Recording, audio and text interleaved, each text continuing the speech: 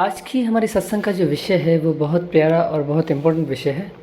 उस विषय में हम ये जानेंगे कि अहंकार क्या है। देखिए, अहंकार के कारण हम सत्य भक्ति नहीं कर पाते, हम सत्य को कभी अनुभव नहीं कर पाते, कभी हम सत्य नाम को जान नहीं पाते, कभी हम सतगुरु की खोज नहीं कर पाते।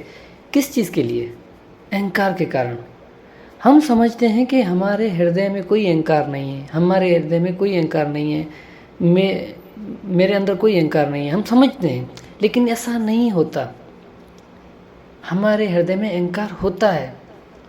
थोड़ी थोड़ी चीज़ों का भी अहंकार हो जाता है हमें। कभी कभी हमें पैसे का अहंकार हो जाता है, कभी कभी हमें किसी चीज़ को देख के हम बोलते हैं, क्योंकि वो हमारी होती है ना, तो वो मेरे के भाव के लिए अहंकार हो जाता है कि भाई ये मेरी है, ठीक है, उस पर भी हमें अहंकार हो जाता है। यानी कि ऐसी मैं अनेकों आपको मिसाल दे सकता हूँ। आप छोटी छोटी चीज़ों पे अहंकार करते हो, सूक्ष्म चीज़ें भी अहंकार ही है। अगर हम किसी चीज़ को अपना समझ के बैठे हैं और अपना बेहोशी में समझ के बैठे हैं, जागृत होके नहीं। अच्छा, जागृत होके समझना अपना और बेहोशी में समझना, इन दोनों में बड़ा अंतर है। तो जब हम किसी को अपना समझते हैं तो ये हमारा अहंकार होता है।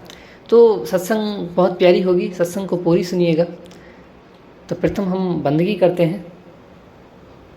बंदगी मेरे सदगुरु कबीर साहब को बंदगी, बंदगी धनी धर्मदास साहब को बंदगी, बंदगी गुरु नानक देव साहब, गुरु अंगद देव साहब, गुरु बीखा साहब, मलुकदास साहब, गरीबदास साहब, रेवीदास साहब, अचरू राम साहब, दादूदास साहब, बन्नानाथ साहब, रोयल साहब, मेरे सदगुरु बाबा बुल्ले सरकार, मेरे सदगुरु गिरदाई दास सदगुरु वैष्णव दास सदगुरु प्रागदास, सर्वे संतों को बंदगी, सकल हंस को बंदगी, साहेब बंदगी सतनाम।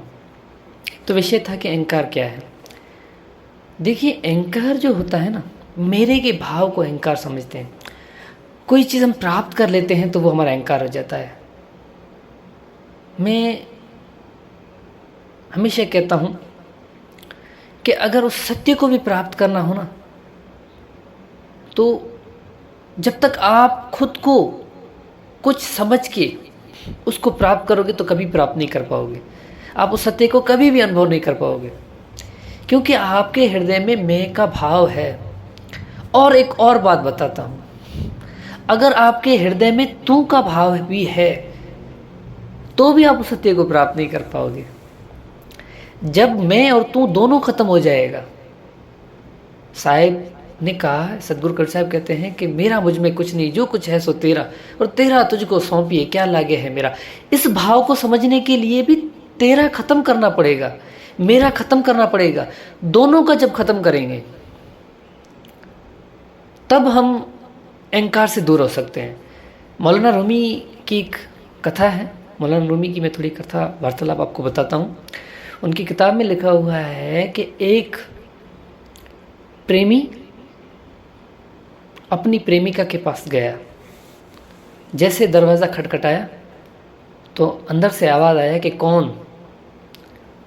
तो बाहर जो प्रेमी था उसने कहा कि मैं हूँ तुम्हारा प्रेमी। तो उस प्रेमिका ने कहा कि यहाँ पे मैं के लिए कोई जगह नहीं है।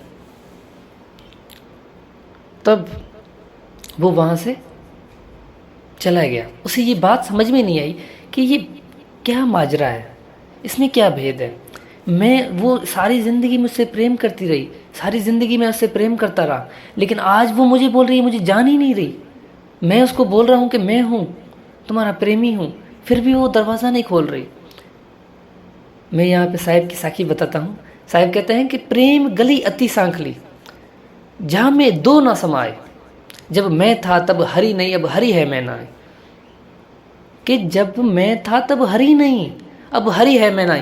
जब तक मैं और तू की भाव खत्म नहीं होती, जब तक हम ये नहीं समझ जाते कि मैं भी नहीं हूँ तू भी नहीं है, तब हम उस सत्य को प्राप्त कर सकते हैं। जब हम तू बोलते हैं ना, तब भी हमारे देह में अहंकार होता है। ऐसा नहीं है कि अगर हमने बोल दिया कि बस तू ही तू, लेकिन अगर हम तू बोल रहे हैं तो भी मैं है। जैसे एक सिक्के के दो पहलू है। अगर सत्य होगा तो असत्य भी होगा। आज सत्य नाम हमें क्यों समझ में नहीं आ रहा? मैं आपसे सवाल पूछ रहा हूँ। क्योंकि सत्य नाम के अनेकों असत्य नाम हैं। सत्य नाम के अनेकों असत्य नाम हैं जिसको हम सत्य नाम समझ रहे हैं। इसी प्रकार तू और मैं का भाव भी ऐसा ही है। जब तक हम मैं और तू दोनों से नहीं निकल जाते तब तक हमारा अहंकार खत्म नहीं होगा। क्या होगा? अगर देखिए, मार्ग दो हैं।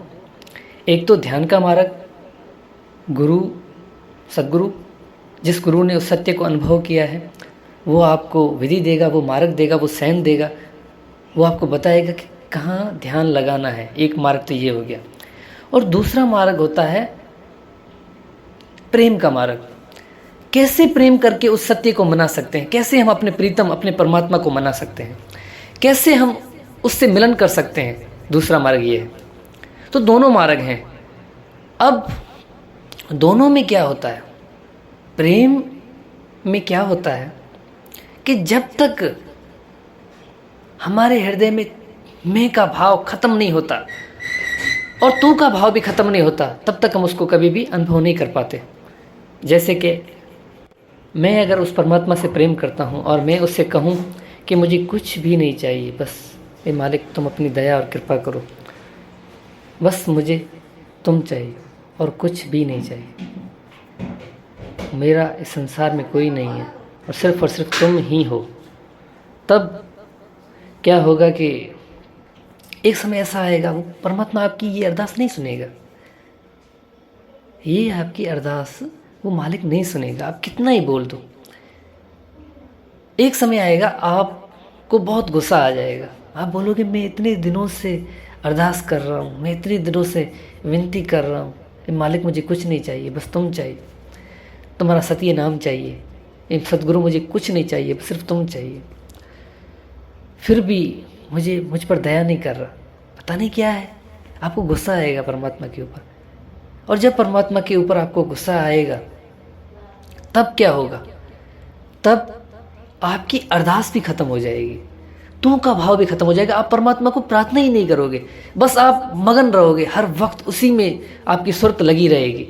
और जब आपकी हर वक्त उसी में सुरत लगी रहेगी तब आपको प्रार्थना करने की, सिमरन करने की कोई आवश्यकता ही नहीं रहेगी। जब आप इस अवस्था को प्राप्त कर लोगे तब आपका अहंकार खत्म होगा। जब तक आप प्रार्थना भी कर रहे हो, बहुत से लोग हैं गुरु से ले लेते हैं नाम, सिमरन कर लेते हैं, सिमरन करते रहते हैं, लेकिन कुछ नहीं होगा इससे। जब तक हमारा अहंकार ही खत्म नहीं हो रहा तो कैसे कुछ हो सकता है? और अहंकार किस चीज़ का? कि मैं सिमरन कर रहा हूँ। मैं आपको एक बात बताता हूँ, बहुत प्यारी बात है। और ये बात इस्लाम धर्म के नबी, जो आखिरी नबी हज़रत मोहम्मद मुस्तफ़ा सल्लल्लाहु अलैहि वसल्लम वो थे, उनकी जो है एक वार्ता है, बहुत प्यारी वार्तालाप है। उनमें मैंने सुना है कि एक समय क्या वो सुबह के समय इनकी नमाज होती है, 5 टाइम ये परमात्मा का जिक्र करते हैं, नमाज़ पढ़ते हैं। तो सुबह को जब नमाज़ पे जाते हैं तब क्या होता है, नबी जा रहे थे नमाज़ पे, एक बच्चा था और उस बच्चे को बोला कि आप नमाज पे चलो मेरे साथ। तो ऐसे तो वो जाता ही नहीं था, सारा दिन सोता रहता था।